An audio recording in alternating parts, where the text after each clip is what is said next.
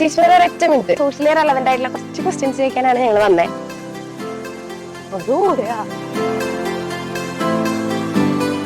നമ്മുടെ വിമല കോളേജിൽ നിന്ന് വരുന്നത് ഈ വേസ്റ്റ് വലിച്ചെറിയുന്നതൊക്കെ പോലെ നമ്മുടെ സമൂഹത്തെ തന്നെ ഭയങ്കരമായിട്ട് അത് ബാധിക്കുന്നുണ്ട്. മാമിന് എന്താണ് അതിനെ പറ്റി പറയാനുള്ളത്? ഞാനും വിമല കോളേജിലെ അലുമിനിയാണ്. ശുചിത്വത്തിനെ കുറിച്ച് പറഞ്ഞതുകൊണ്ട് തന്നെ ഞങ്ങളുടെ project KSWMD Kerala solid waste management project Vimala കോളേജിൽ നിന്നായാലും MSW സ്റ്റുഡൻസ് കണ്ടിന്യൂസ് ആയിട്ട് നമ്മളുടെ അവിടെ ഫീൽഡ് വർക്കിൽ വരുന്നു. വഴിയിലൊക്കെ കിടക്കുന്ന ടപ്പുകളും കാര്യങ്ങളും എല്ലാം അവരെടുക്കുന്നുണ്ട്.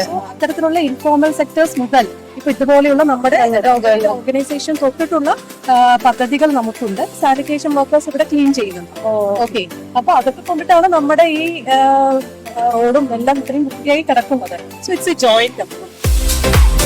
കടയിലൊക്കെ പോകുമ്പോൾ പ്ലാസ്റ്റിക് അവർ നമ്മുടെ വീട്ടിൽ തന്നെ കൊണ്ടുപോകാം. സഞ്ചിയൊക്കെ മറ്റേ വേസ്റ്റ് ബോക്സ് ഒക്കെ കറക്റ്റ് ആയിട്ട് സ്ഥാപിക്കുകയാണെങ്കിൽ അല്ലെങ്കിൽ നമ്മൾ ചെയ്ത് കാണിച്ചു കൊടുക്കുകയാണെങ്കിൽ കുറച്ചുകൂടെ ബെറ്റർ ആയി. വേസ്റ്റ് ഇടാൻ ഒരു സ്ഥലമില്ല. ജസ്റ്റ് ഇപ്പൊ ഇവിടെ തന്നെ നോക്കിയാൽ മതി. നമുക്ക് വേസ്റ്റ് പിന്നെ ഇടാനുള്ള ഒരു ഓപ്ഷനും ഇല്ല. ഈ കടക്കാര് കിറ്റ് വെച്ചിട്ട് ബോക്സ് വെച്ചിട്ട് പോലും അതിലേക്ക് നിക്ഷേപിക്കാൻ അവർ തയ്യാറില്ല. അത് വലിയ പ്രയാസം, വിഷമമുള്ള കാര്യമാണ്. ഇപ്പൊ ഇവിടെയും ഈ പൂരപ്പറമ്പിൽ ഇത് വലിച്ചെറിയരുത്, ഇവിടെ കൊണ്ടുവന്നിടരുത്, ടൂർ വണ്ടി വരുന്നവരെ വേസ്റ്റ് ഇവിടെ വെക്കരുത് എന്നൊക്കെ നമ്മൾ പുറകെ നടന്ന് പറയുന്നുണ്ട്. ആരെങ്കിലും നമ്മൾ വേസ്റ്റ് കൊണ്ടുവിടാൻ നമ്മൾ ചീത്ത പറഞ്ഞിട്ട് അവരെ കുടിപ്പിക്കും. ഫൈന് അതൊക്കെ നല്ലൊരു മാതൃകയായിട്ട് തോന്നുന്നുണ്ട്. കറക്റ്റ് ആയിട്ട് വേസ്റ്റ് പല കാറ്റഗറൈസ് ചെയ്തിട്ട് കൊടുക്കുന്ന കോളേജസിലാണെങ്കിലും അങ്ങനത്തെ ഒരു അവയർനെസ് പ്രോഗ്രാംസ് ഒക്കെ ക്രിയേറ്റ് ചെയ്യുന്നത് നല്ലതായിരിക്കും. ബോധവൽക്കരിക്കുമ്പോ അവരത് അപ്പായിട്ട് അവർ ഉൾക്കൊള്ളൽ മാത്രമേ ഉള്ളൂ. ഞങ്ങളൊക്കെ കൈ പിടിച്ചിട്ട് കൊണ്ടുപോയി വേസ്റ്റ് പിന്നെ ഉള്ളടത്ത് കൊണ്ടുപോയിടുള്ളൂ. വലിച്ചെറിയുന്നത് നല്ലതല്ല. ആരും അതനുസരിക്കുന്നവരില്ല. ഒരു സ്ട്രാണാക്കി നിൽക്കണം. മയക്കുമരുന്നിന്റെ ഉപയോഗം ഈ ഒരു തലമുറയിൽ ഭയങ്കരമായിട്ട് കൂടി വരികയാണ്. പല സിനിമകളും അതൊക്കെ അവരെ സ്വാധീനിക്കുന്നുണ്ട്. അപ്പൊ ചേട്ടൻ എന്താണ് തോന്നണേ? ഇപ്പൊ കളിക്കാൻ സ്ഥലങ്ങളൊന്നുമില്ല. ഫോൺ അഡിക്റ്റ് ആണ്. കുട്ടികൾക്ക് വേണ്ടി ഇവിടെ സൗജന്യമായിട്ട് ഇവിടുത്തെ ആൾക്കാർ തന്നെ ചെയ്തു കൊടുക്കണം. മാറാൻ ബുദ്ധിമുട്ടാണ്.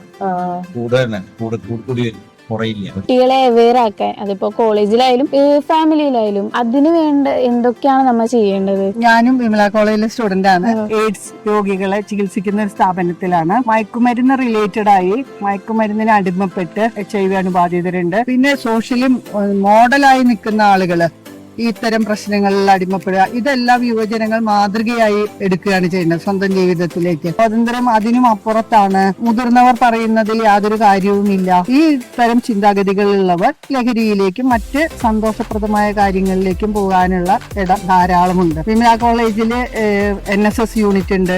ഒത്തിരി എക്സ്ട്രാ കരിക്കുലർ ആക്ടിവിറ്റീസ് ഉണ്ട്. ഞാൻ പ്രത്യേകിച്ച് സോഷ്യോളജി പഠിച്ചതുകൊണ്ട് മോറൽ കാര്യങ്ങൾ നമ്മൾ കേൾക്കാനും ചർച്ച ചെയ്യാനും വാല്യൂസ് ചർച്ച ചെയ്യാനും ഒക്കെ ആവാറുണ്ട്. സ്വയം നമ്മൾ ഓരോ വ്യക്തികളും ചിന്തിക്കണം, നല്ലതേത് ചീത്തയേത്, ഏത് എടുക്കണം, തിരഞ്ഞെടുക്കണം. ഇത് അഡിക്റ്റ് ആയി കഴിഞ്ഞാൽ നമ്മൾ ചിക്കനൊക്കെ ഫേസ് ചെയ്യേണ്ടി വരും. ഡ്രഗ് അഡിക്റ്റ് ആയിട്ടുള്ള ആൾക്കാർക്ക് അവരുടെ ജീവിതത്തിൽ വന്നിട്ടുള്ള കാര്യങ്ങൾ ഷെയർ ചെയ്യാൻ മാക്സിമം ശ്രമിക്കുക. വീട്ടിലെ കുട്ടികളായിട്ടാണെങ്കിലും എല്ലാവരായിട്ട് കുറച്ചും കൂടി ഫ്രണ്ട്ലി ആയിട്ട് സംസാരിക്കുക. കോളേജിലായാലും സ്കൂളുകളിലായാലും അവർക്ക് പറ്റുന്ന രീതിയിലുള്ള ക്ലാസ്സുകൾ എടുത്ത് കൊടുക്കുക. അവരുടെ മനസ്സിനെ പഠിപ്പിക്കണം. ഇത് ഉപയോഗിച്ച് എനിക്ക് ദോഷമാണ്. ആരും ഇപ്പൊ ക്ലാസ്സസ് ഒന്നും ശ്രദ്ധിക്കണില്ല.